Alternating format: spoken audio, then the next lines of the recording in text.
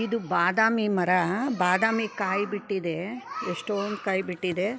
ಆದರೆ ಏನು ಹಣ್ಣೇ ಆಗಿಲ್ಲಪ್ಪ, ಭಾಳ ದಿನ ಆಯಿತು. ನೋಡಿ ಎಷ್ಟೊಂದು ಕಾಯಿ ಬಿಟ್ಟಿದೆ ಗೊತ್ತಾ. ರೆಂಬೆ ರೆಂಬೆಗೂ ಬೇಕಾದಷ್ಟು ಕಾಯಿ ಬಿಟ್ಟಿದೆ, ಆದರೆ ಹಣ್ಣಾಗಿಲ್ಲ. ಭಾಳ ದಿನದಿಂದ ಹೀಗೇ ಇದೆ.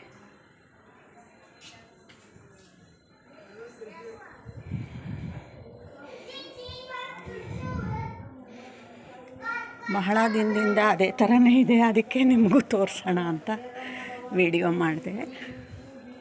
ನೋಡಿ ಹಾಗೆ ಇದೆ, ಅದು ಹಣ್ಣಾಗೇ ಇಲ್ಲ. ಇದು ಮಾವಿನ ಮರ, ತೆಂಗಿನ ಮರ ಎಲ್ಲ ಇದ್ದಾವೆ. ಅದು ಅಲೋವೆರಾ. ಆ ಕಡೆ ಬ್ರಹ್ಮಕಮಲ, ಅದು ಸ್ವಲ್ಪ ಬಂದಿದೆ. ಅಂದರೆ ಪಾಟಲ್ಲಿ ಜಾಸ್ತಿನೇ ಇದೆ.